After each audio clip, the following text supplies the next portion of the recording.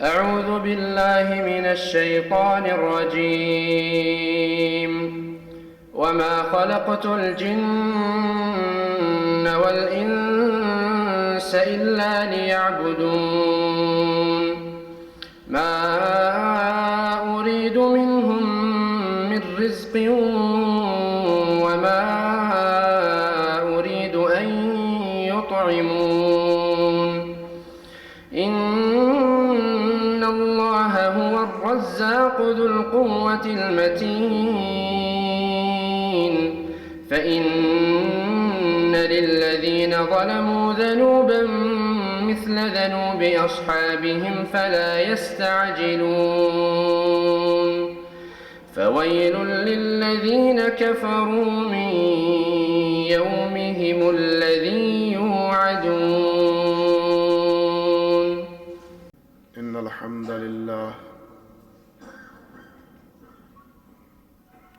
الحمد لله رب العالمين حمدا كثيرا طيبا مباركا فيه. اللهم لك الحمد كما ينبغي لجلال وجهك ولعظيم سلطانك. اللهم لا نحصي ثناء عليك أنت كما أثنيت على نفسك. رضينا بالله ربا وبالإسلام دينا وبمحمد نبيا صلى الله عليه وسلم. سبحان الله وبحمده عدد خلقه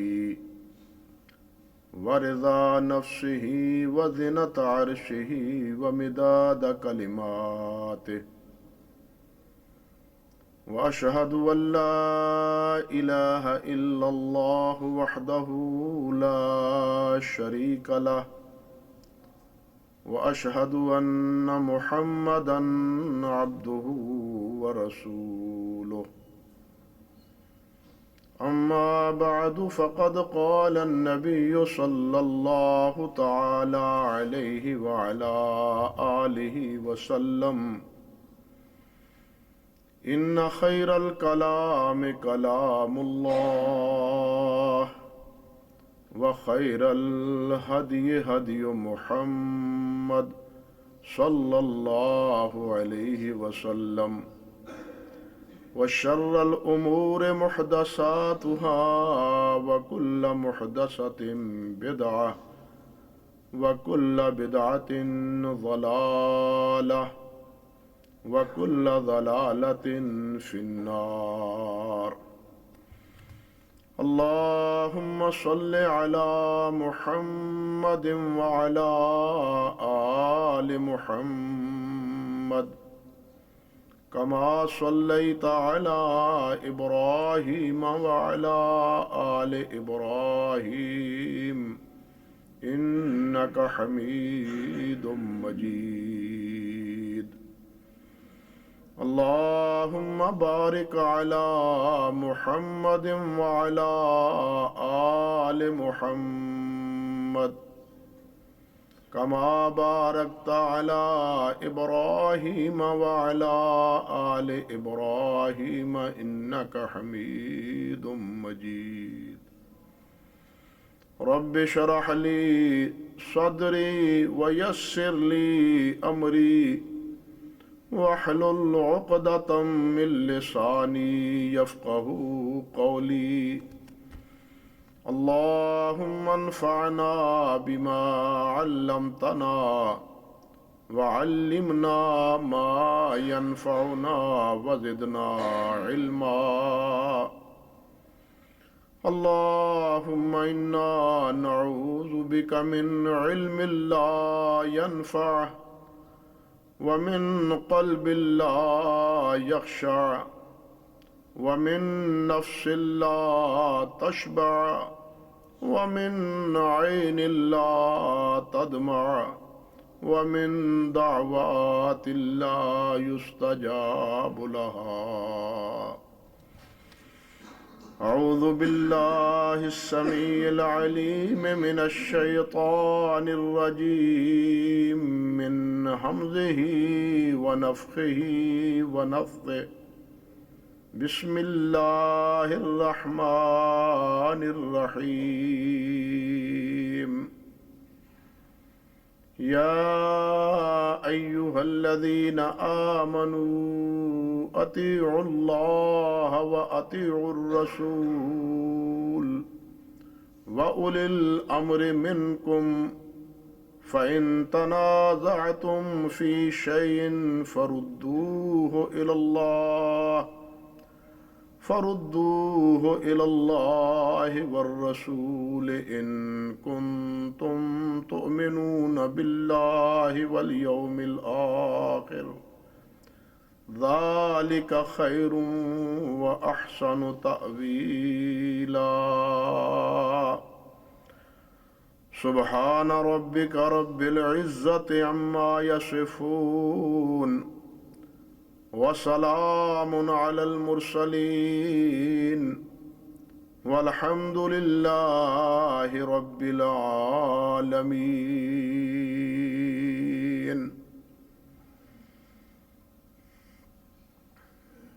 واجب الاحترام بزرگان محترم، عزیز نوجوان بھائیوں، عزت مآب میری ماں اور بہنوں، یہ سورہ النساء کی ایک آیت مبارکہ ہے جس کا ایک مختصر سر مفہوم مجھ سے پہلے محترم مدنی صاحب متعن اللہ بطول حیاتہ ہی آپ کے سامنے بیان فرما رہے تھے، اور اسی آیت مبارکہ کے حوالے سے کچھ ضروری باتیں آپ کے گوش گزار کرنی چاہتا ہوں۔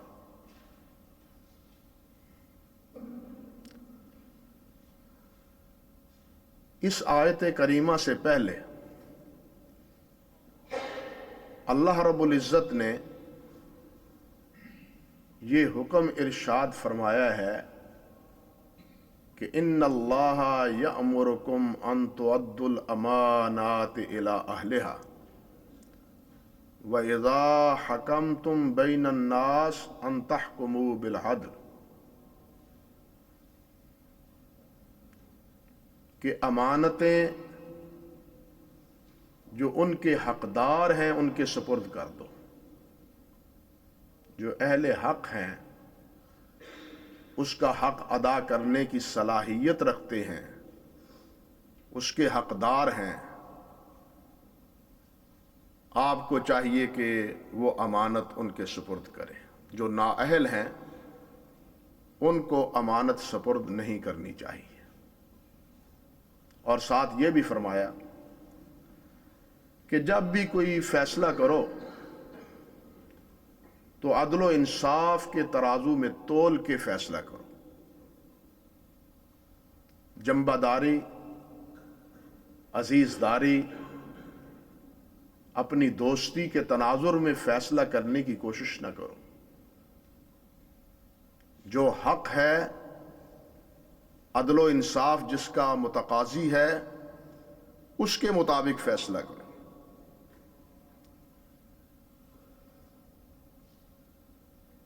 حضرت عبداللہ ابن عباس رضی اللہ تعالی عنہ فرماتے ہیں، تفاسیر میں یہ چیز تقریباً متفق علیہ ہے کہ نبی کریم صلی اللہ علیہ وسلم نے فتح مکہ کے موقع پر بیت اللہ کی چابیاں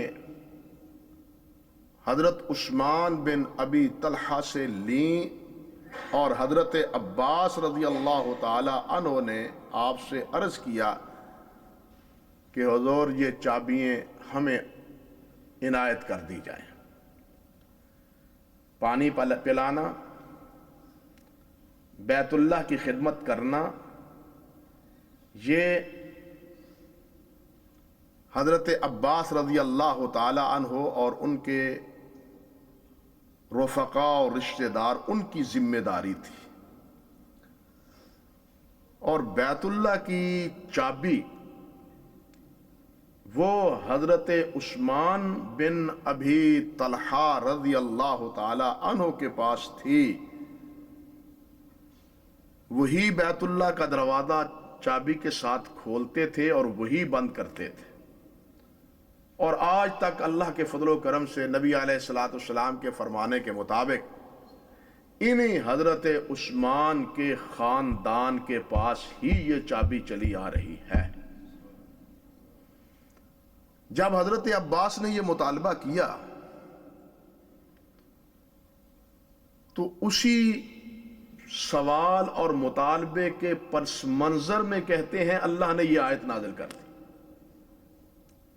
کہ ان اللہ یأمرکم ان تؤدوا الامانات الی اہلہا،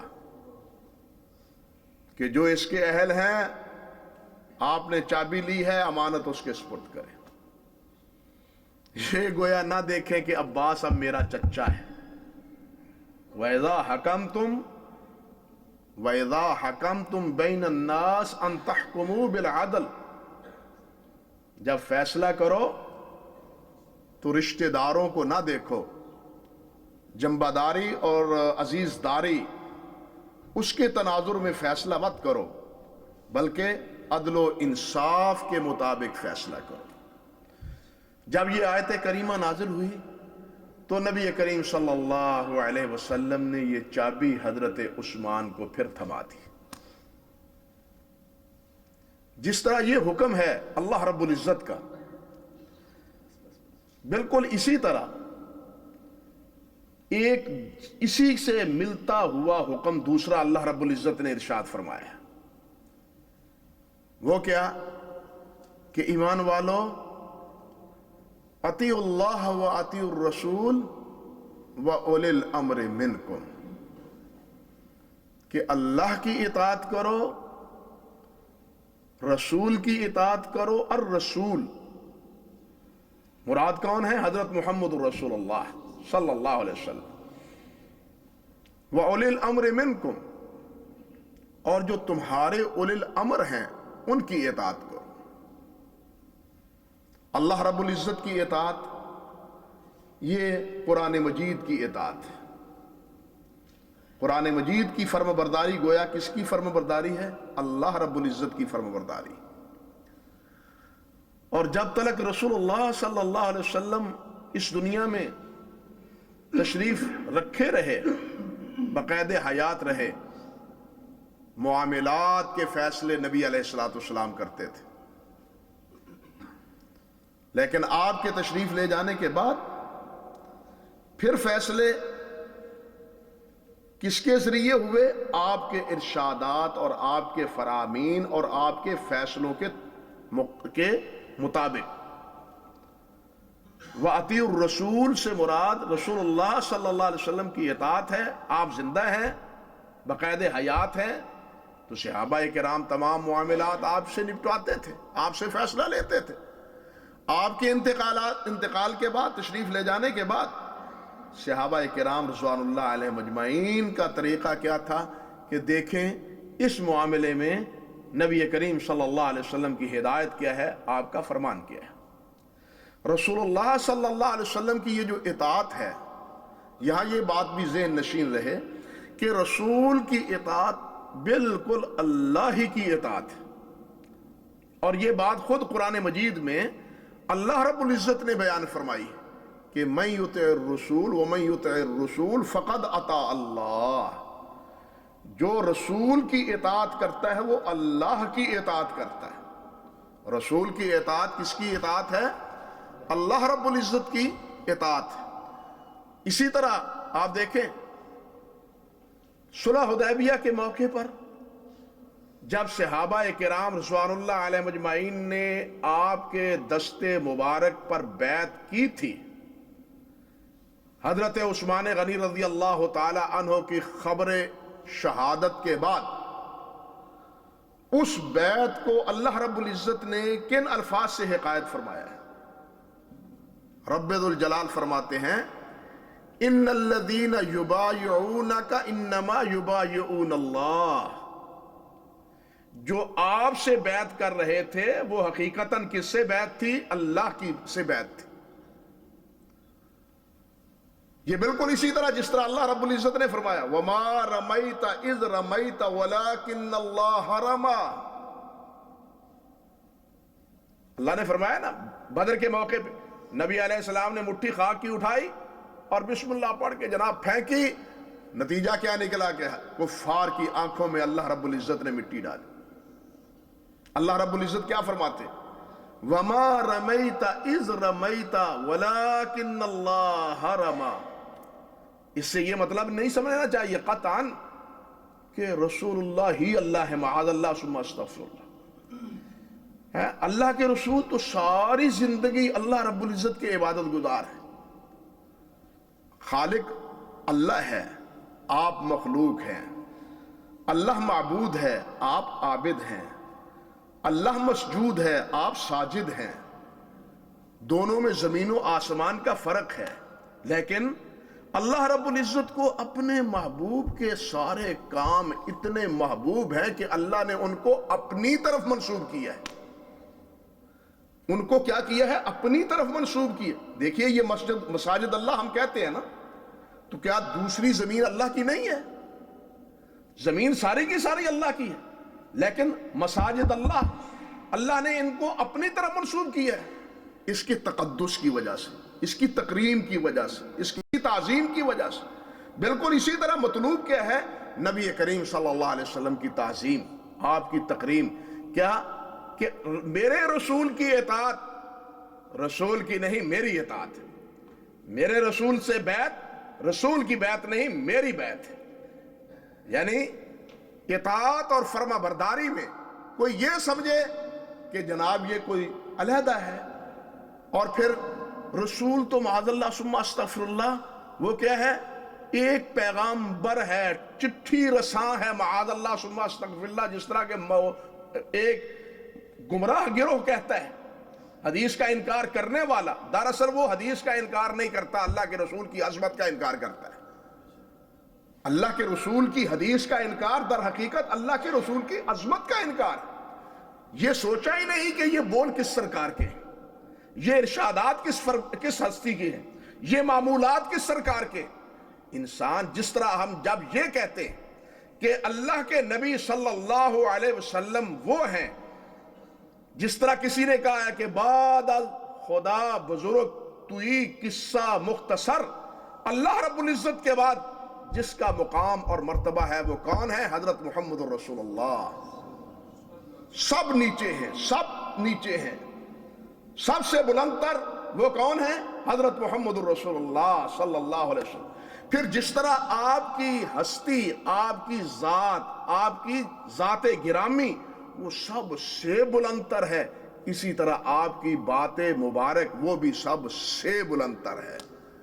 آپ کی بات بھی، آپ کی بات کا بھی کوئی اور تقابل کیا جا سکتا، کسی اور ہستی کے ساتھ تقابل کیا جا سکتا؟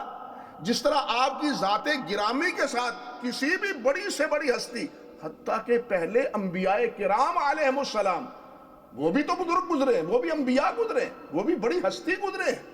ابراہیم علیہ السلام اللہ کے خلیل گزرے ہیں، موسیٰ علیہ السلام اللہ رب العزت کے کلیم گزرے ہیں، عیسیٰ علیہ السلام کو اللہ نے اپنا روح اللہ قرار دیا ہے. تو یہ ہستیاں بھی نبی کریم صلی اللہ علیہ وسلم کے تقابل میں ان کا وہ مقام اور وہ مرتبہ اور وہ درجہ نہیں ہے جو درجہ سید کائنات حضرت محمد رسول اللہ صلی اللہ علیہ وسلم کا ہے. بالکل اسی طرح جس طرح آپ کی ذات گرامی سب سے افضل ہے، اسی طرح آپ کی ہر بات اور آپ کا ہر عمل وہ سب سے افضل ہے. اب بات وہی ہے جو آپ نے فرمائی ہے. ابراہیم علیہ السلام کی بات نہیں، موسیٰ علیہ السلام کی بات و عمل نہیں، عیسیٰ روح اللہ کا عمل اور بات نہیں. اب بات کس کی ہے؟ حاکمیت کس کی بات کی ہے؟ کس کے حکم کا ہے؟ کس کے فرمان کا ہے؟ حضرت محمد رسول اللہ صلی اللہ علیہ وسلم. اسی لیے اللہ رب العزت فرماتے ہیں کہ میرے رسول کی اطاعت وہ کس کی اطاعت ہے؟ میری اطاعت ہے. تو یہاں دو باتیں فرمائیں، ایک اللہ کی اطاعت اور دوسری اللہ کے رسول. اور رسول کی اطاعت وہ حقیقتاً کس کی ہے؟ اللہ رب العزت کی ہی اطاعت ہے. اللہ رب العزت ہمیں اس کی توفیق عطا فرمائے. اللہ اکبر. آگے اللہ رب العزت فرماتے ہیں وَأُولِي الْأَمْرِ مِنْكُمْ، جو اولی الامر ہیں، جو اولی الامر ہیں تم میں سے، تمہارے اولی الامر. کیا مراد؟ مسلمان. کافر ہمارے اولی الامر ہے؟ کافر ہمارا اولی الامر نہیں ہے. وہ تغلب حاصل کر کے، تسلط حاصل کر کے، جبر کے ذریعے ہمارا حاکم بنتا ہے. بات سمجھ رہے نا؟ ہمارا اولی الامر وہ نہیں ہے، وہ بن جاتا ہے. ہمارا اولی الامر وہ ہے جو ہمارا ہے. بات سمجھے نا؟ جو مسلمان ہے، جو ایماندار ہے، وہ تمہارا جو اولی الامر ہے اس کی اطاعت کرو. اطیعوا اللہ واطیعوا الرسول واولی الامر. یہاں واطیعوا اولی الامر نہیں کہا، یہاں واطیعوا اولی الامر نہیں کہا، بلکہ کیا فرمایا؟ واولی الامر منکم. لیکن رسول اللہ صلی اللہ علیہ وسلم کی بات جب آئی تو وہاں کیا ہے؟ اطیعوا اللہ واطیعوا الرسول. اس لیے کہ اللہ کی اطاعت، اللہ کے رسول کی اطاعت مستقل اطاعت ہے. اللہ کی اطاعت اور اللہ کے رسول کی اطاعت وہ کیا ہے؟ مستقل اطاعت ہے. لیکن اولی الامر کی اطاعت مستقل نہیں ہے، وہ ماتحت ہے. وہ ماتحت ہے، وہ علی الاطلاق نہیں ہے. اس کا وہ درجہ، وہ حیثیت، وہ مرتبہ، وہ مقام نہیں ہے جو اللہ اور اللہ کے رسول کی اطاعت کا ہے. بات سمجھ رہے نا؟ تو اللہ نے کیا فرمایا؟ وَأُولِي الْأَمْرِ مِنْكُمْ، جو تمہارے اولی الامر ہیں ان کی اطاعت کرو. حضرت عبداللہ ابن عباس رضی اللہ تعالی عنہ وہ فرماتے ہیں اللہ اکبر کبیرہ کہ نبی کریم حضرت محمد رسول اللہ صلی اللہ علیہ وسلم نے ایک لشکر جہاد کے لیے روانہ کیا، اور ان کا امیر لشکر حضرت عبداللہ ابن حذافہ رضی اللہ تعالی عنہ کو مقرر کیا. رسول اللہ صلی اللہ علیہ وسلم نے ارشاد فرمایا یہ تمہارا امیر ہے، امیر لشکر تمہارا عبداللہ ہے. فرمایا اس کی اطاعت کرنا، نافرمانی نہ کرنا. اس کی اطاعت میری اطاعت ہے، اس کی نافرمانی میری نافرمانی. بات سمجھ رہے ہیں؟ امیر لشکر مقرر کیا اور اہمیت بیان کی کہ اس کی اطاعت کرنا، اس کی اطاعت میری اطاعت، اس کی نافرمانی میری نافرمانی. اب لشکر روانہ ہو گیا، مدینہ طیبہ سے چل نکلا. تھوڑی دور نکلے تو عبداللہ بن حذافہ فرماتے ہیں دیکھ لیں یہ کتنے پکے ہیں اپنے عہد کے.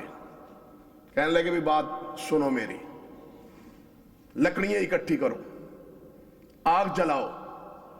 آگ بھڑک اٹھی تو کہنے لگے آگ میں داخل ہو جاؤ. آگ میں کیسے داخل ہو؟ کوئی آگ سے بچنے کے لیے تو ہم نے اللہ کے رسول کی اطاعت کی ہے صلی اللہ علیہ وسلم. جیتے جی آگ میں داخل ہو جائیں. اللہ کے رسول کی اطاعت کا نتیجہ اور فائدہ کیا ہے پھر؟ اگر آگ ہی میں جلنا ہے تو ہم نہیں داخل ہوں. کیا نبی علیہ السلام نے نہیں فرمایا تھا کہ عبداللہ کی اطاعت میری اطاعت ہے، کرو اطاعت؟ کہنے لگے نہیں، ہم آگ میں نہیں جلیں گے جب تک اللہ کے رسول سے پوچھ نہ لیں. اولی الامر کے ساتھ اختلاف ہوا. جب اللہ کے رسول سے پوچھ نہ لیں، یہ معمولی مسئلہ نہیں، جل کے کوئلہ ہونے کے مترادف ہے. اور آگ سے ہم بھاگے ہیں، آگ سے بچنے کے لیے ایمان کو قبول کیا ہے. اگر ایمان لانے کے بعد تمہارے حکم پہ پھر جل ہی جائیں تو ایمان کا فائدہ کیا ہوا؟ نتیجہ کیا نکلے؟ اللہ کے رسول سے پوچھیں گے. چلو اللہ کے رسول سے پوچھے صلی اللہ علیہ وسلم. آئے اللہ کے رسول سے پوچھا، رسول اللہ صلی اللہ علیہ وسلم سے سارا قصہ ذکر کیا. نبی علیہ السلام نے ارشاد فرمایا اللہ لو دخلتموها ما خرجتم منها ابدا. اللہ اکبر. اگر تم اس میں داخل ہو جاتے تو کبھی بھی اس آگ سے نہ نکلتے. اگر تم اس آگ میں داخل ہو جاتے تو کبھی بھی اس آگ سے نہ نکلتے. انما الطاعت فی المعروف، اطاعت معروف میں ہے، منکر میں اطاعت نہیں ہے. نبی علیہ السلام نے فیصلہ دے دیا، مسئلہ حل ہو گیا. اولی الامر کی اطاعت ہے، لیکن کب؟ معروف میں. کب؟ کس وقت ہے؟ معروف میں. اور یہ اولی الامر کی اطاعت حضرت ابوبکر صدیق رضی اللہ تعالی عنہ جس وقت خلیفہ مقرر ہوئے اور خلافت کے بعد مسجد نبوی میں جب سب سے پہلا خطبہ انہوں نے ارشاد فرمایا تو انہوں نے کیا کہا تھا؟ اطیعونی ما اطاعت اللہ ورسولہ، جب تک میں اللہ اور اللہ کے رسول کا اطاعت گزار رہوں اس وقت تم میری اطاعت کرنا، اور جب میں اللہ اور اللہ کے رسول کی نافرمانی کروں فلا طاعت لی، تو میری کوئی اطاعت نہیں۔ میری اطاعت گویا کس کے تحت ہے؟ اللہ اور اللہ کے رسول کے ماتحت ہے۔ میں اگر کوئی ایسا حکم دوں تمہیں جس میں اللہ اور اللہ کے رسول کی نافرمانی کا عنصر پایا جائے تو تمہارے اوپر میری اطاعت لازم نہیں ہے۔ میری اس وقت تک اطاعت کرو جب تک میں خود اللہ اور اللہ کے رسول کا اطاعت گزار رہوں، یہ شرط ہے۔ لا طاعت لمخلوق فی معصیت الخالق، آپ نے فرمایا مخلوق کی اطاعت نہیں ہے جس میں خالق کی معصیت ہو۔ مخلوق، ایک باپ حکم دیتا ہے، بھائی حکم دیتا ہے، استاد حکم دیتا ہے، کوئی بڑا حکم دیتا ہے یہ کام کرو، اگر اس کام کے کرنے کی اجازت اللہ اور اللہ کے رسول سے ہے تو کرے، اگر اس کی اجازت اللہ اور اللہ کے رسول سے نہیں ہے تو ہمیں وہ کام نہیں کرنا چاہیے، جس طرح عبداللہ بن حذافہ نے حکم دیا تھا اور پھر نبی علیہ السلام نے سرزنش فرمائی تھی۔ بات سمجھے یا نہیں؟ جہاں تک اولی الامر کی اطاعت کا مسئلہ ہے، آپ اس کی اہمیت بھی سمجھ گئے ہوں گے کہ خود عبداللہ بن حذافہ کو روانہ کرتے ہوئے اللہ کے رسول نے کیا فرمایا تھا کہ ان کی اطاعت میری اطاعت، ان کی نافرمانی میری نافرمانی۔ اللہ اکبر۔ ایک حدیث میں آتا ہے نبی علیہ السلام نے ارشاد فرمایا، حضرت انس رضی اللہ تعالی عنہ سے مروی ہے اور صحیح بخاری میں روایت، نبی علیہ السلام نے فرمایا اسمعوا واطیعوا وان امر علیکم عبد حبشی کأن رأسہ زبیبہ۔ اللہ اکبر کبیرہ۔ فرمایا اطاعت کرو، اطاعت کرو، بات امیر کی سنو۔ وَإِنْ أُمِّرَ عَلَيْكُمْ، اگرچہ تمہارے اوپر ایسا امیر بنایا جائے جو حبشی غلام ہو، جو کون؟ عربی نہیں، حبشی غلام ہو، کأن رأسہ زبیبہ، اور اس کا سر کتنا ہو؟ منکی جیسا۔ سر کیا ہو؟ چھوٹا سا، چھوٹے سر والا ہو، حبشی ہو، غلام ہو، امیر بن جائے تو فرمایا اس کی بھی اطاعت کرو اور اس کی بھی بات کو سنو۔ سمجھ گیا ہے؟ یعنی امیر کی اطاعت، اللہ کے رسول صلی اللہ علیہ وسلم نے صحیح بخاری میں ہے کہ کیا مثال دے کے صحابہ کرام رضوان اللہ علیہ مجمعین سے فرمایا کہ حبشی غلام ہو، آزاد نہیں، پھر شکل و شباہت میں بھی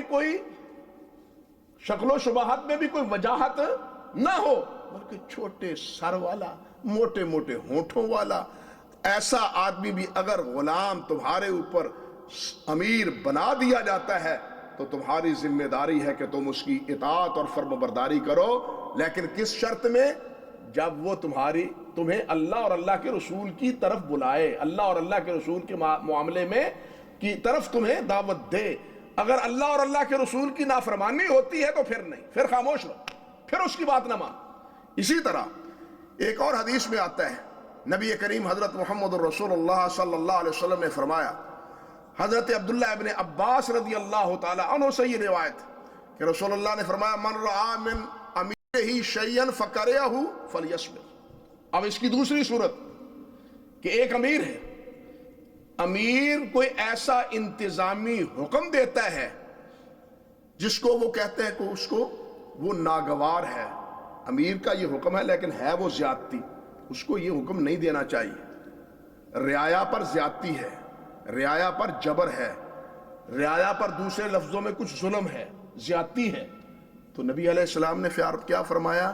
فَلْيَصْبِرْ، اس کو چاہیے کہ وہ صبر کرے، رعایا کو کیا چاہیے کہ وہ صبر کرے۔ فَإِنَّهُ لَيْسَ أَحَدٌ يُفَارِقُ الْجَمَاعَةَ شِبْرًا فَيَمُوتُ إِلَّا مَاتَ مِيتَةَ الْجَاهِلِيَّةِ۔ اللہ اکبر کبیرہ۔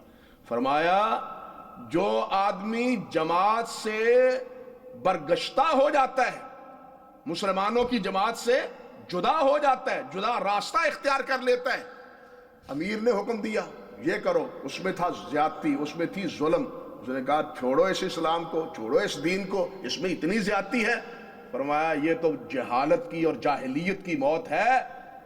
اس کو کیا چاہیے؟ وہ صبر کر لے، نہ اسلام کو چھوڑے نہ امیر کو چھوڑے، وہ صبر کر لے، نہ اسلام کو چھوڑے نہ امیر کو چھوڑے، امیر کے ساتھ بھی وابستہ رہے اور دین کے ساتھ بھی وابستہ رہے۔ حضرت ارباز بن ساریہ فرماتے ہیں رضی اللہ تعالی عنہ، یہ حدیث آئی تھی 40-90 میں بھی تقریباً، کہ نبی علیہ السلام نے فرماتے ہیں کہ وعدنا رسول اللہ صلی اللہ علیہ وسلم موعظہ، نبی علیہ السلام نے ایک روز واعظ فرمایا، خطبہ ارشاد فرمایا، ایسا وجلت منہ القلوب وضرفت منہ العیون، اتنا مؤثر کہ دل میں اثر کر گیا، دل ہمارے ڈر گئے، ہمارے جسم کانپ اٹھے، ہماری آنکھوں سے آنسو بہہ نکلے، اتنا اثر نبی کریم صلی اللہ علیہ وسلم کے واعظ پر ہوا۔ فقلنا یا رسول اللہ کانہا موعظۃ مودع، حضور ہمیں تو ایسا محسوس ہو رہا ہے کہ آپ الوداعی خطبہ ارشاد فرما رہے ہیں، آپ الوداعی باتیں فرما رہے ہیں، ایسی نصیحت آموز اور ایسی ایمان افروز ہیں کہ جس سے ہمارے دل کانپ اٹھے، آنکھوں سے آنسو جاری ہو گئے۔ حضور اگر ایسی ہی بات ہے تو ہمیں وصیت کیجیے، ہمیں نصیحت فرمائیے۔ فرماتے ہیں، عرض کرتے ہیں اوسی نبی فاوصنا یا رسول اللہ، ہمیں کچھ وصیت فرما دیجئے۔ فقال رسول اللہ صلی اللہ علیہ وسلم اوصیکم بتقوی اللہ، پہلی بات میں تمہیں وصیت کرتا ہوں کہ اللہ سے ڈرتے رہو، یہ سب سے بڑی وصیت ہے بھائی، سب سے بڑی وصیت ہے، اور یہ وہ ایسی وصیت ہے جو اللہ رب العزت نے ساری امتوں کو کی ہے۔ وَلَقَدْ وَصَّيْنَا الَّذِينَ أُوتُوا الْكِتَابَ مِنْ قَبْلِكُمْ وَإِيَّاكُمْ أَنِ اتَّقُوا اللَّهَ، ہم نے تمہیں بھی وصیت کی ہے، تم سے پہلے جتنی قومیں گزری ہیں، امتیں گزری ہیں، تمام امتوں کو اپنے نبی کے ذریعے یہی پیغام دیا ہے کہ اللہ سے ڈرو، اپنے اللہ سے ڈرو۔ یہ اللہ رب العزت اور نبی علیہ السلام جب بھی کوئی لشکر بھیجتے، جب کوئی سریہ بھیجتے، جب بھائی اپنا کوئی نمائندہ روانہ کرتے، تو سب سے پہلی وصیت ہی اسی سے ہوتی، اتق اللہ حیث ما کنت، اتق اللہ حیث ما کنت، جہاں بھی رہو اللہ سے ڈرتے رہو، لوگوں کے سامنے ہی نہیں، تنہائیوں میں بھی اللہ سے ڈرتے رہو، اور عام نارمل حالات میں بھی اللہ سے ڈرتے رہو۔ اللہ کا ڈر اور اللہ کا تقوی، اللہ سے تعلق، اللہ سے کے ساتھ وابستگی، وہ تمہیں کسی صورت میں نہیں چھوڑنا۔ دوسری چیز فرمایا، دوسری وَعَلَيْكُمُ السَّمْعَ وَالطَّاعَةَ، اور تمہارے اوپر لازم ہے کہ امیر کی بات کو سنو، وہ کیا کہتا ہے اور جو کہتا ہے اس کی اطاعت کرو۔ فرمایا وَإِن تَعَمَّرَ عَلَيْكُمْ عَبْدٌ، اگرچہ تمہارے اوپر کوئی غلام بھی امیر بنا دیا جائے، غلام بھی امیر بنا لیا جائے تو پھر اس کی بھی تم اطاعت کرو۔ اس سے آپ اندازہ کریں کہ مختلف اسلوب میں، مختلف پیرایہ بیان میں نبی کریم صلی اللہ علیہ وسلم نے اولی الامر کی اطاعت اور فرما برداری کی ہدایات کس طرح ارشاد فرمائی۔ بلکہ ایک حدیث میں آتا ہے، اللہ حضرت سلمہ بن یزید جوفی رضی اللہ تعالی عنہ سے صحیح مسلم میں ہے، فرماتے ہیں کہ نبی کریم صلی اللہ علیہ وسلم سے انہوں نے یہ بات عرض کی کہ یا رسول اللہ، اے اللہ کے رسول، ان قامت علینا امراء یسألوننا حقہم ویمنعوننا حقنا، حضور ہمارے اوپر اگر ایسے امیر مسلط ہو جائیں جو ہمیں ہمارا حق تو دینا اور اپنا حق طلب کریں، سمجھ گئے بات، اپنا حق طلب کریں اور ہمیں اپنا حق نہ دے جو ہمارا حق بنتا ہے کہ وہ ہمارے حفاظت کرے، ہمارے ملک کی سرحدوں کی، ہمارے گھروں کی، ہمارے جان کی، ہمارے مال کی، یہ ذمہ داری کس کے اوپر ہے؟ حکمران کے اوپر ہے، امیر اولی الامر کے ذمے کہ وہ ملک میں انتظامی طور پر ایسا انتظام کرے کہ لوگوں کی عزت، لوگوں کا مال، لوگوں کی جان وہ لوگوں کے ہاتھوں سے محفوظ رہے۔ اگر وہ ہمارا یہ حق نہیں دیتا، ہمیں ہماری حفاظت نہیں کرتا، ہمارے مال کی حفاظت نہیں کرتا، ایسا انتظام نہیں کرتا، اور الٹا کیا کرتا ہے، ہم سے خراج وصول کیے جا رہا ہے، ہم سے کیا کرتا ہے، ہیلے بہانے کے ذریعے اس پر ٹیکس، اس پر ٹیکس، اس پر ٹیکس، ٹیکس پہ ٹیکس۔ ہمارا ملک پاکستان تو اس وقت ٹیکستان بنا ہوا ہے، پاکستان میں ٹیکستان بنا ہوا ہے۔ آپ تو یہاں بیٹھے ہیں نا، شاید آپ کو پتہ تو چل ہی جاتا ہے، خبریں تو آتی رہتی ہیں، سنتے بھی رہتے ہیں اور کچھ پڑھتے بھی رہتے ہیں، ملک ٹیکستان بنا ہوا ہے۔ اللہ اکبر! کون سی چیز ہے جس کے خریدنے میں یہاں وہاں ہمیں دینے میں ٹیکس نہیں دینا پڑتا؟ وہ آپ یہاں سے ٹیلی فون کرتے ہیں تو کیا کاٹا جاتا ہے، کب سے کاٹا جاتا ہے؟ کوئی کہنے کی بات ہے؟ یعنی اتنا ظلم، اتنی زیادتی، اللہ معاف فرمائے، ڈھونڈ ڈھونڈ کے کھرچ کے کہ کیسے ان کا خون چوسا جائے، کیسے ان کو نچوڑا جائے، ان سے کیسے پیسہ وصول کیا جائے۔ نبی علیہ السلام نے فرمایا کہ ایسے حکمران، صحابی پوچھتے کہ ایسے ناکام اور ایسے نامراد حکمران ہمارے اوپر مسلط ہو جائیں اور وہ ہمیں ہمارا حق تو دینا، ملک کشتنی بنا ہوا ہو، کسی کی جان محفوظ نہ ہو، کسی کی عزت محفوظ نہ ہو، یہاں اللہ کا شکر کرے آپ امن سے بیٹھے۔ اللہ اکبر، اللہ اکبر! اللہ ان ریاستوں کو جن میں اس طرح امن ہے، اللہ ان کو برقرار رکھے، ان کی اللہ اپنے حکم سے اور اپنے فیصلوں سے ان کی حفاظت فرمائے۔ ابراہیم علیہ السلام نے جب بے آب و گیاہ میدان میں، جنگل میں لا کے اپنے نونہال کو اور اپنی اہلیہ سیدہ ہاجرہ علیہ السلام کو بسایا تھا تو کچھ نہیں مانگا، سب سے پہلے کیا مانگا تھا؟ رب اجعل ھذا البلد آمنا۔ رزق کی بات بعد میں کی، بات سمجھے، رزق کی بات اللہ کے ابراہیم بندے نے، خلیل اللہ نے رزق کی بات، پانی کی بات، کوٹھے کمرے کی بات، رہائش کی بات وہ بعد میں کی ہے، پہلے کی ہے اللہ انہیں امن دے۔ امن ہوگا تو کھانا بھی نصیب ہو جائے گا، امن ہوگا مکان بھی بن جائے گا، امن نہیں ہوگا تو گھر ہوگا بھی تو تب بھی گھر میں رہنے کو جی نہیں چاہے گا، روٹی ہوگی بھی، امن نہیں ہے تو انسان روٹی کس طرح اطمینان سے کھا سکے گا؟ وہ جب اس کو یہ خطرہ ہے کہ باہر نکلا تو نتیجہ کیا نکلے گا میرا؟ ابراہیم، انبیاء کرام علیہ السلام کی دعاؤں میں بڑی حکمت ہوتی ہے، بڑی جامعیت ہوتی ہے۔ آپ اندازہ کریں کہ سب سے پہلے حضرت ابراہیم علیہ السلام نے وہاں جنگل میں، جہاں سایہ دار درخت بھی کوئی نہیں تھا، مکان تو کھجا رہا، درخت بھی کوئی نہیں تھا، انی اسکنت من ذریتی بواد غیر ذی زرع، یہاں بٹھا کے جا رہا ہوں، اللہ ان کو امن نصیب کرنا، یہاں بھیڑیے ہیں، یہاں جنگل ہے، بیابان ہے، اللہ ان کی حفاظت کرنا۔ بہت بڑی سعادت ہے ان ملکوں میں جس کے رعایا جن کو امن نصیب ہے، اللہ ان ریاستوں کو قائم رکھے، ان ملکوں کی حفاظت اللہ رب العزت فرمائے۔ ہم جس طرح پاکستان میں جی رہے ہیں اور جس طرح بالخصوص بلوچستان اور کراچی اور یہ بالخصوص یہ علاقے سرحد کے جس طرح اس وقت بے امنی کا شکار ہیں، بھائیو بس ہمارے لیے، اپنے ملک کے لیے دعا کریں، اللہ اس ملک کی حفاظت فرمائے۔ دشمن ہر سو اس کو برباد اور ٹکڑے ٹکڑے کرنے پہ تلا ہوا ہے، دشمن کے گماشتے وہ ملک کے ٹکڑے کرنے پر تلے ہوئے ہیں، اللہ ان کو خائب و خاسر کرے، اللہ ان کو ذلیل و رسوا کرے، اللہ پاکستان بلکہ پورے عالم اسلام کی حفاظت فرمائے، اور جہاں جہاں مسلمان مظلوم ہیں اللہ ان کی مدد فرمائے، اللہ ان کی مدد فرمائے۔ لیکن جو مسئلہ میں آپ سے عرض کرنا چاہتا ہوں، ذرا اس پہ غور فرمائیے۔ صحابی رسول سلمہ بن یزید پوچھتے ہیں، حضور اللہ اکبر، ایسا امیر جو ہمیں ہمارا حق دیتا نہیں، اپنا حق وصول کیے جا رہا ہے ہر طریقے، ہر بہانے سے، پھر ہمیں کیا کرنا چاہیے؟ فما تأمرنا، اب ہم آپ کا کیا ارشاد ہے اس معاملے میں، ہم کیا کریں اس کے خلاف؟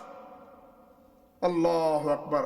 فقال رسول اللہ صلی اللہ فأعرض عنہ، نبی علیہ السلام نے سنی انسنی کی، جواب نہ دیا۔ ثم قال الثالثہ، ثانیہ ثم ثالثہ. صحابی کہتے ہیں میں نے وہی بات دوبارہ دہرائی, وہی بات تیسری بار دہرائی. جب میں نے تیسری بار یہی بات دہرائی تو نبی علیہ الصلوۃ والسلام نے فرمایا اسمعوا واطیعوا فانما علیہم ما حملوا وعلیکم ما حملتم. اللہ اکبر, اللہ اکبر. تم اس کے ذمہ دار ہو, تم اس کے ذمہ دار ہو جو آپ کے ذمے ہے, اور وہ اس کا ذمہ دار ہے جو اس کے ذمے ہے. اگر وہ اپنی ذمہ داری نہیں نبھاتا تو کلکم رائن وکلکم مسئول عن رعیتہ. قیامت کے دن پھر اللہ کے ٹہرے میں کھڑا کر کے پوچھ لے گا کہ تمہیں امیر اس لیے بنایا تھا, تمہاری جو ذمہ داری ہے تم پوری کرو. اسمعوا واطیعوا, سنو بات مانو لیکن معروف میں. معروف اب ناجائز گویا ٹیکس ہے تو وہ بھی تمہیں دے دینا چاہیے. یہ جو ظلم تمہارے اوپر ہو رہا ہے اس کا بدلہ اللہ تمہیں دے گا قیامت کے دن اس سے لے کے. بات سمجھے نا. لیکن تم ملک میں فتنہ, فساد, جھگڑا, لڑائی اس کی بنیاد کا سبب مت بنو. حضرت عبداللہ ابن عمر, صحیح بخاری میں ہے, حضرت عبداللہ ابن عمر رضی اللہ تعالی عنہ فرماتے ہیں, حدیث بیان کرتے ہیں, پہلے فرماتے ہیں یونسب لکل غادر لواء یوم القیامہ علی عشتہ, اللہ بقدر غدرہ. فرماتے ہیں کہ ہر دھوکہ باز, ہر غدار, ہر عہد توڑنے والا, وعدہ خلافی کرنے والا, قیامت کے دن اس کی سرین پر اللہ ایک جھنڈا لگا دیں گے. اس کے غدر کی نوعیت بدعہدی کے درجے اور مرتبے کے مطابق جتنا بڑا بدعہد ہوگا اتنا اونچا جھنڈا ہوگا. لوگ دور سے دیکھ لیں گے وہ بدماش. اللہ اکبر کبیرہ. اللہ اس رسوائی سے بچائے. آج تو آدمی ان العہد کان عنہ مسئولا, قیامت کے دن عہد و پیمان کے بارے میں سوال کیا جائے گا کہ تم نے یہ وعدے کیے تھے پورے کیے ہیں؟ وہ وعدے باہم آپس میں کیے ہوں, وہ وعدے حکمرانوں نے کیے ہوں, وہ رعایا نے حکمران سے کیے ہوں, یا حکمران نے رعایا سے کیے. جس طرح ووٹ لینے کے وقت ہم یہ دیں گے, ہم یہ کریں گے, ہم یہ کریں گے, لیکن ہوتا کچھ بھی نہیں, نتیجہ صفر. اس غدر کا, اس بدعہدی کا, اس بے وفائی کا انجام تو اس وقت پتا چلے گا جب اللہ رب العزت کے ہاں انسان پہنچے گا, اور کافر بھی کہے گا یا لیتنی کنت ترابا, کاش کہ آج میں مٹی ہو جاتا اور کھڑا ہی نہ ہوتا. اس کا انجام تو قیامت کے دن پتا چلے گا. آج تو جناب زندہ باد کے نعرے, آج تو پروٹوکول کی گاڑیاں, آج تو آگے پیچھے جناب ہوٹر چلنے والے جناب اور فوج اور پولیس. پتا تب چلے گا جب انسان تن تنہا میدان محشر میں ہوگا اور اللہ رب العزت کے سامنے اپنی کرتوتوں کا اقرار بھی کرے گا, اور نتیجتاً ان جرائم کی سزا بھی پائے گا. اللہ اکبر. بہت مسئلہ. اور بھائیو, حضرت ابو ذر غفاری رضی اللہ تعالی عنہ, نبی علیہ السلام نے فرمایا جو میری امت کا عیسیٰ ابن مریم دیکھنا چاہتا ہے وہ ابو ذر غفاری کو دیکھ لے. وہ زہد, وہ تقوی, وہ ورع جو حضرت عیسیٰ علیہ السلام میں تھا, جو ان کا ورع اور تقوی دیکھنا چاہتا ہے میرے ابو ذر کو دیکھ لے. حضرت ابو ذر نے عرض کیا حضور کسی جگہ کا مجھے گورنر بنا دیا جائے. فرمایا ابو ذر یہ بہت مشکل مسئلہ ہے اور تو اس کو نبھا نہیں سکے گا. اللہ اکبر. یہ بہت مشکل مسئلہ ہے اور تو اسے نبھا نہیں سکے گا. بتلائیے ابو ذر کی کوئی امانت میں, دیانت میں کوئی شبہ ہے؟ کوئی ان کی ورع اور تقوی میں کہ وہ مال سمیٹیں گے, مال ہڑپ کریں گے, تجوریے بھریں گے اپنے؟ وہ تو ان کے زہد اور ورع کی گواہی تو اللہ کے رسول نے دی, لیکن اس کے باوجود بھی اللہ کے رسول نے فرمایا ابو ذر انک لضعیف, تو کمزور ہے اور یہ بوجھ بہت بھاری ہے, یہ تو نہ ہی اٹھا تو تیرے لیے بہت بہتر ہے. جو نہیں اٹھاتا وہی بچتا ہے, جو اٹھاتا ہے.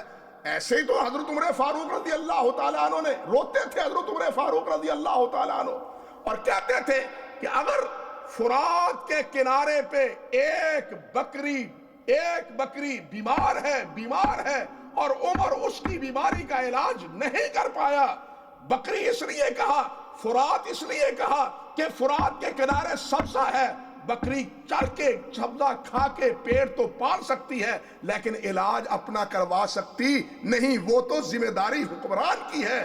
کہتے ہیں مجھے ڈر آتا ہے کہ اگر وہ بکری مر گئی تو قیامت کے دن اس بکری کے بارے میں عمر سے نہ پوچھا جائے. اللہ، آج ہم کتنے بے خوف، آج ہم کتنے بے پرواہ ہیں. جو مرتا ہے مرے، جو کچھ نہیں بنتا ہے ہو جائے، پرواہ نہیں.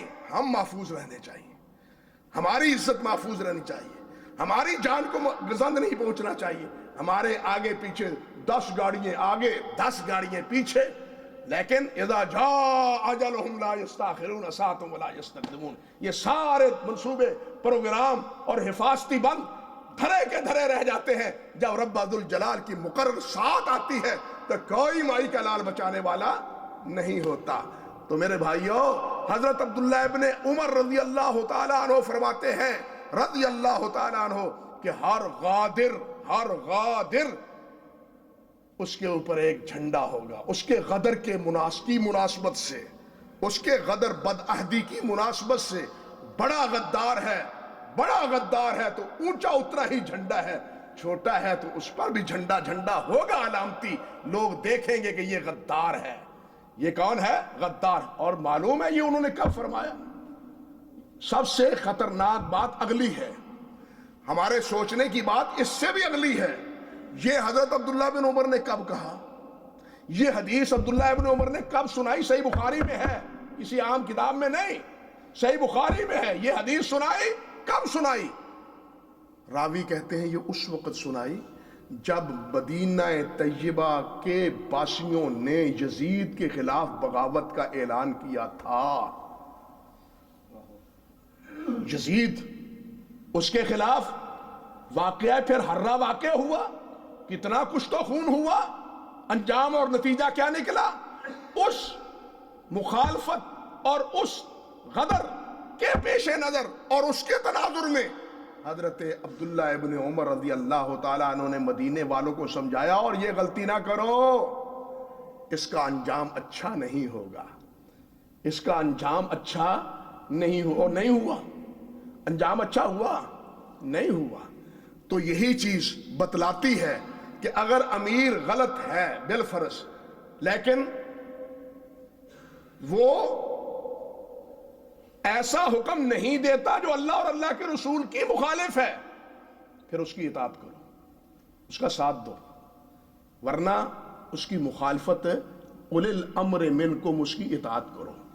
اسمعوا واطیعوا، اس کی اطاعت کرو اور اس کی فرم برداری کرو.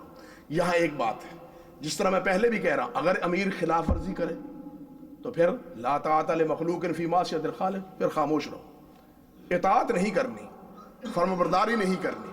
اگر وہ ظلم کرتا ہے، ظلم برداشت کر لو، بغاوت نہ کرو. بات سمجھے نا؟ ظلم برداشت کر لو، اس کا صلہ اللہ تمہیں دے گا. بغاوت کرو گے اس کا انجام پھر برا ہوگا. آپ دیکھیں حضرت عمر فاروق ہیں رضی اللہ تعالی عنہ، امیر المومنین ہیں. حضرت عثمان ابن عفان ہیں، امیر المومنین ہیں. حضرت علی ابن ابی طالب ہیں، امیر المومنین ہیں. ان سے اختلاف ہوا ہے یا نہیں ہوا؟ اور اختلاف کے نتیجے میں فیصلہ کس کے مطابق ہوتا رہا؟ نبی علیہ الصلوۃ والسلام کی سنت، نبی علیہ الصلوۃ والسلام کی حدیث، اس کے مطابق فیصلہ ہمیشہ ہوتا رہا. حضرت عثمان غنی رضی اللہ تعالیٰ عنہ کے دور میں ایک کیس آیا. دیکھیے ایک کیس آیا کیا کہ ایک عورت کے ہاں چھٹے ماہ میں ولادت ہوئی ہے بچے کی، چھٹا مہینہ ہے، اور عورت کے بطن سے بچہ پیدا ہوا ہے. حضرت عثمان غنی کے پاس کیس آیا، نہیں یہ کیسے ہو سکتا ہے؟ یہ تو معلوم ہوتا ہے کہ یہ بدکاری کا نتیجہ ہے، لہذا سزا دی جائے. عورت کو کیا ہے؟ سزا دی جائے. لے جایا جا رہا ہے، راستے میں حضرت علی رضی اللہ تعالیٰ عنہ ملتے ہیں. کہاں جا رہے ہو بھائی؟ مجھے اس نے یہ جرم کیا ہے، 6 ماہ کا بچہ اس نے جنا ہے. کہنے لگے ٹھہرو، چلو واپس. امیر المومنین کے پاس واپس چلو، جناب آپ نے یہ فیصلہ کیا، یہ فیصلہ صحیح نہیں ہے، آپ کا امیر المومنین صاحب فیصلہ صحیح نہیں ہے۔ کیوں فیصلہ صحیح نہیں ہے؟ اب دیکھیے حضرت عثمان غنی وہ جو اتنا جامع قرآن ہے، جامع قرآن ہے، اور قرآن سے اتنی محبت ہے کہ آخری لمحات میں بھی قرآن پڑھ رہے ہیں اور خون کے دھبے قرآن پہ پڑھ رہے ہیں، قرآن سے اتنی محبت۔ لیکن مسئلہ اللہ نے، اور جس طرح حضرت سلیمان کو داؤد کو مسئلہ نہ سمجھایا، اللہ نے سلیمان بیٹے کو سمجھا دیا۔ یہ تو فہم اللہ کا دیا ہوا ہے، بڑے کو کسی وقت نہیں ملتا، چھوٹے کو اللہ فہم عطا فرما دیتا ہے، یہ تو اللہ کی دین اور اللہ کی عنایت ہے۔ تو حضرت علی فرمانے لگے کہ نہیں، یہ موجب سزا نہیں ہے۔ کیوں کہ اللہ رب العزت نے یہ بات ارشاد فرمائی ہے، حملہ وفصالہ ثلاثین شہرا، ثلاثون شہرا، حملہ وفصالہ ثلاثون شہرا، کہ عورت کے مدت حمل اور اس کے دودھ چھڑانے کی مدت وہ کتنے مہینے ہے؟ 30 مہینے۔ کتنے مہینے ہے؟ 30 مہینے۔ اور اللہ رب العزت ہی نے یہ بات فرمائی ہے، والوالدات یرضعن اولادہن حولین کاملین، کہ والدین اپنے بچے کو کتنا دودھ پلائیں، کتنی مدت؟ 2 سال۔ یہ مدت رضاعت کتنی ہے؟ 2 سال۔ اور اب اس کے ساتھ مدت حمل وہ کتنی ٹھہری؟ کم سے کم وہ کتنی ہے؟ 6 مہینے۔ مسئلہ سمجھ آ گیا؟ وَأَوْلَاتُ الْأَحْمَالِ، کیا فرمایا اللہ؟ وَحَمْلُهُ وَفِصَالُهُ 30 شہرا، حمل بھی اور دودھ چھڑانا بھی کل مدت کتنی ہے؟ 30 مہینے۔ اور قرآن ہی نے کہا دودھ کتنے ہیں؟ 2 سال، 12 دونا 24، اور باقی بچے 6، 30۔ تو 30 چھٹے مہینے کا بچہ وہ ماں اور خامد کا ہے، وہ کسی اور کا۔ مسئلہ سمجھ آ گیا؟ بات سمجھے؟ فیصلہ تو امیر المومنین کا تھا، لیکن غلط ثابت ہوا، اختلاف کیا، نہ حضرت عثمان غنی نے برا سمجھا نہ کسی اور نے برا سمجھا۔ یہ چاہیے داعیہ اصل میں حضرت عثمان ہی ہے۔ ایک اور مثال دیکھیے، حضرت عثمان ہے رضی اللہ تعالیٰ عنہ، بہت سی مثالیں ہیں خلفائے راشدین۔ حضرت عثمان ہی ہے رضی اللہ تعالیٰ عنہ، یہ میدان حج کے موقع پر منا میں کیا رکعتیں پڑھتے ہیں؟ کتنی رکعتیں پڑھتے ہیں؟ 4۔ تاریخ میں ایک مسلمہ حقیقت، حضرت عثمان غنی رضی اللہ تعالیٰ عنہ نے تعویلاً 4 پڑھی۔ تعویلاً کیسے؟ لکھا ہے علامہ نووی نے اور دوسرے شارحین نے، انہوں نے یہ سمجھا کہ لوگ دور دور سے، اسلام پھیل رہا تھا نا، اس کی حدود عرب سے نکل کے عجم تک پہنچ گئی تھی حضرت عثمان غنی رضی اللہ تعالیٰ عنہ کے۔ اب نئے مسلمان جو ہوئے ہیں وہ پہلی بار یہاں آئے ہیں، کہیں وہ یہ نہ سمجھ لے کہ زور اور اثر کی 2 رکھتے ہیں، تو انہوں نے 4 پڑھا دی۔ حضرت عبداللہ بن مسعود رضی اللہ تعالیٰ عنہ، اب دیکھیے مسئلہ سمجھیے، عبداللہ بن مسعود رضی اللہ تعالیٰ عنہ وہ کہتے ہیں یہ عثمان غنی قد صلینا خلف رسول اللہ صلی اللہ علیہ وسلم رکعتین، اور ہم نے یہاں اللہ کے رسول کے پیچھے 2 رکعتیں پڑھی ہیں، آپ کیوں پڑھاتے ہیں؟ یہ کیوں پڑھاتے ہیں 4؟ لیکن تعجب اور حیرت کی بات یہ ہے کہ جب حضرت عثمان کے ساتھ پڑھتے تھے تو پڑھتے 4 ہی تھے۔ بات سمجھے؟ کتنی پڑھی حضرت عثمان کے پیچھے؟ نماز تو انہیں نے پڑھانی تھی نا، حضرت عثمان ہی نے امیر المومنین تھے، خلیفہ تھے، انہوں نے نماز پڑھانی تھی، حج بھی انہوں نے پڑھایا ہے۔ موقف اپنا کیا ہے؟ حدیث کے مطابق۔ موقف کیا ہے؟ حدیث کے مطابق، کہ نبی علیہ السلام نے کتنا پڑھی ہے؟ 2 پڑھی ہے، لیکن عثمان کے پیچھے جب وقت آتا ہے نماز کا کتنی پڑھتے ہیں؟ 4۔ کسی نے پوچھ لیا، صحیح مسلم کی روایت ہے تفصیلاً، کسی نے پوچھا عبداللہ آپ کہتے کچھ اور ہیں کرتے کچھ اور ہیں، آپ کہتے کچھ اور ہیں کرتے کچھ اور ہیں، جب امیر کی نماز آتی ہے تو آپ 4 ہی پڑھتے ہیں، 2 کیوں نہیں پڑھتے؟ اختلاف کیوں نہیں کرتے؟ کہتے ہیں مخافت الشر، اللہ اکبر، مخافت الشر، شر سے بچنے کے لیے۔ او مسلمانوں، ہمارے لیے نمونہ ہے یا نہیں؟ اور شر سے بچنے کے لیے ایک دوسرے کے پیچھے نمازیں پڑھنی چاہیے یا نہیں پڑھنی چاہیے؟ آج جو مسجدوں کی تفریق پیدا ہو چکی ہے مسلمانوں میں، یہ حزبیت اور یہ گروہ بندیت، کیا بتلائیے یہ واقعہ صحابہ کرام کا اس کے خلاف ہے یا نہیں ہے؟ آج کیا ہے ظلم کی بات یہ ہے، آج اسی طرح امام مسافر ہو اور وہ 4 پڑھا دے تو پیچھے کہتے ہیں جی ہماری نہیں ہوتی۔ بھائی حضرت عبداللہ بن مسعود کی اختلاف کے باوجود اگر ہو گئی ہے تو ہماری کیوں نہیں ہوتی؟ بھائی بات سمجھ گیا یا نہیں سمجھے؟ اس لیے اس فکر کو چھوڑیے، وہ فکر اپنائیے جو نبی علیہ السلام نے دی ہے اور صحابہ کرام نے جس کو اختیار کیا ہے، صحیح بات بھی بتلا دی اور شر سے، اختلاف سے، جھگڑے سے، لڑائی سے بچتے ہوئے حضرت عثمان کے پیچھے نمازیں 4 بھی رکھتے، 4 بھی پڑھ لی، مخافت شر، شر سے بچتے ہوئے، نزاع اور جھگڑے لڑائی سے بچتے ہوئے۔ اس سے یہ بات نکلتی ہے کہ جہاں امیر کے ساتھ اختلاف ہے، امیر کے ساتھ اختلاف ہے ہمیں، لیکن اگر اس اختلاف میں شر پایا جاتا ہے تو پھر شر کی حمایت نہیں کرنی، ہمیں اپنا موقف تبدیل کر لینا چاہیے۔ بات سمجھے کچھ؟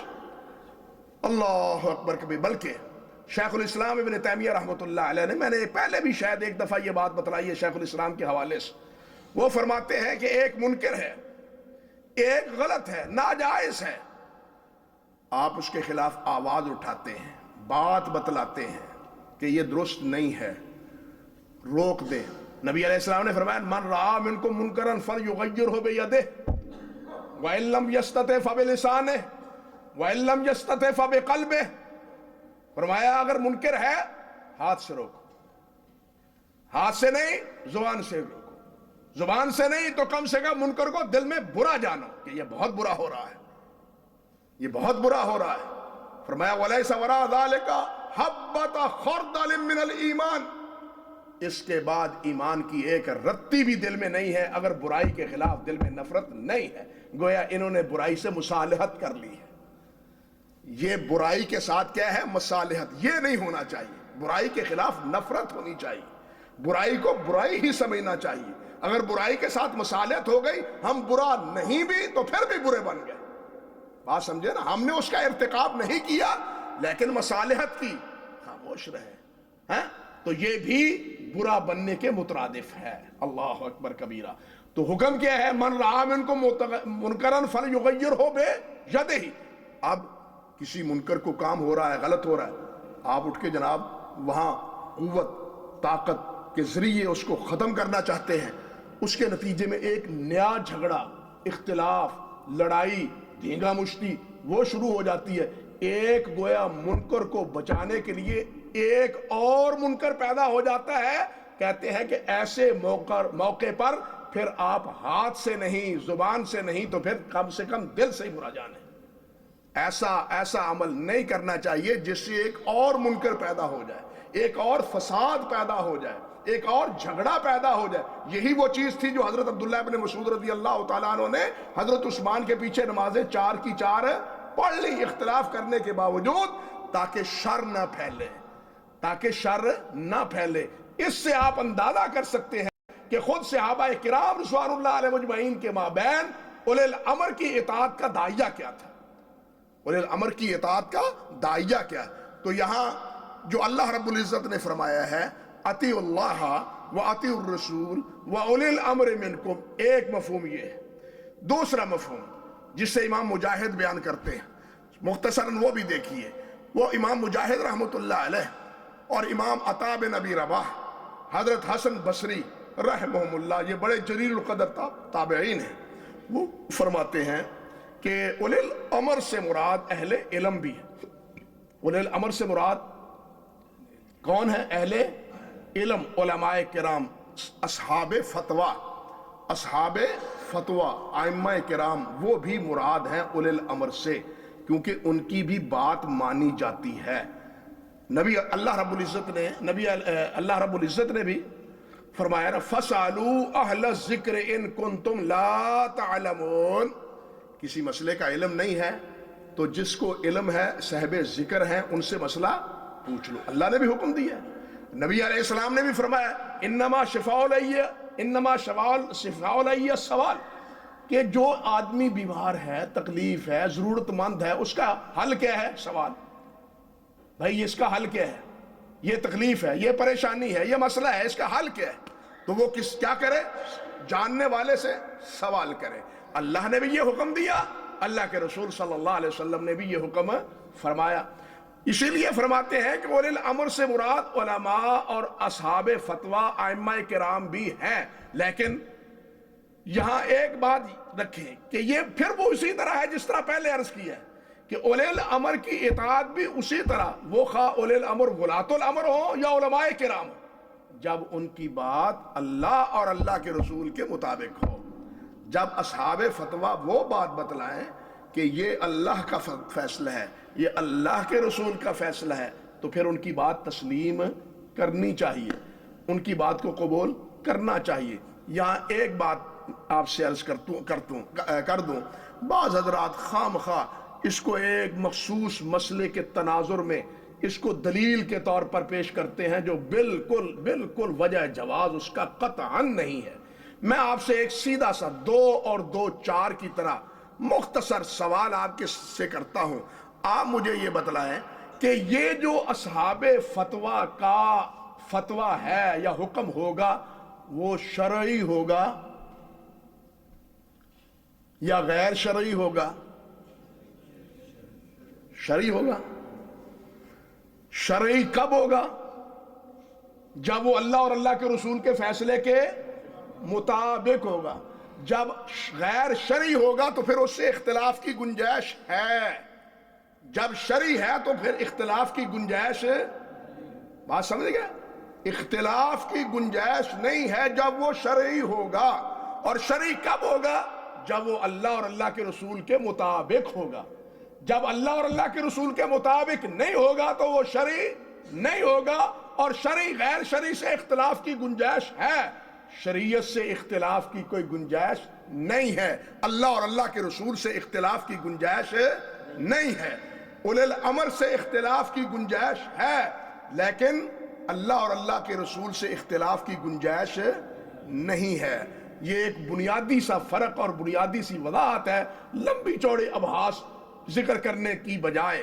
اور اس کے ساتھ یہ بھی دیکھیے کہ فردوہ ان تنازعتم، اختلاف تو ہوا نا، اولی الامر سے بھی ہو گیا، اور اس کا حل کیا ہے؟ فَإِن تَنَازَعْتُمْ فِي شَيْءٍ فَرُدُّوهُ إِلَى اللَّهِ وَالرَّسُولِ.